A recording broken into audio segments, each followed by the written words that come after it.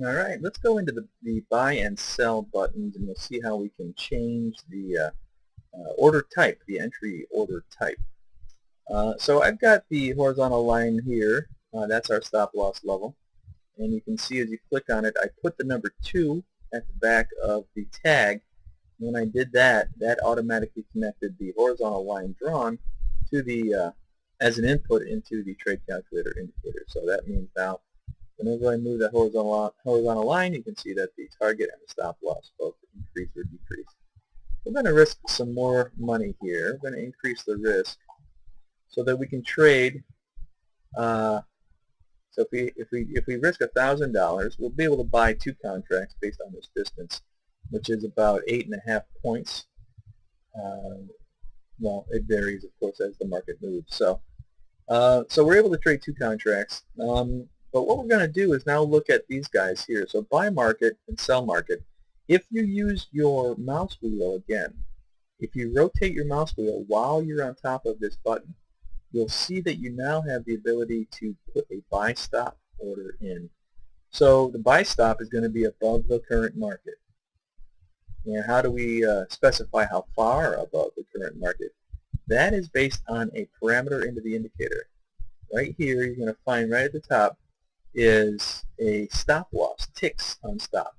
So this is the entry value. So when we're going to do a stop buy order, the market will go in at 4 ticks above the current market, and on a sell stop order will be 4 ticks below the current market. And we're going to find out here when we rotate it again, we have the option to do a limit. This is the distance in ticks from the market price to the limit entry. So on a buy limit, you're going to be below the current market price. So let's go back here, and we're going to rotate this up to be a limit. And now you can see that this buy line is 4 ticks below. It's very tight here. But you can see it's below the current market price. And so you do the same thing on this guy. Sell limit is above the market, and so forth. So that's the nice thing. Let's go ahead and put a buy limit order in here.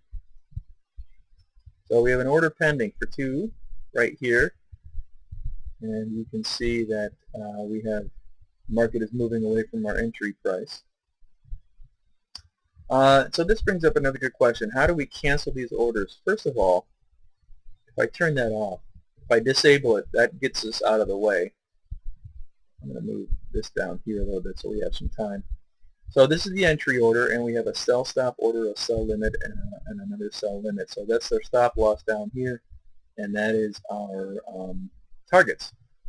So these orders are flowing now, and the indicator is not actually doing anything with those orders. Those orders are standing out there. They're in the market. They're on the books at your broker. You can cancel any one of these using ChartTrader. So ChartTrader is the interface now that handles all of your order position and sizing. You can increase these guys very simply or decrease them. You can see that just using the standard ChartTrader interface. We can move these up using ChartTrader. If you want to obviously close them all, you can do that. If you want to add another sell limit, you can add another sell limit there.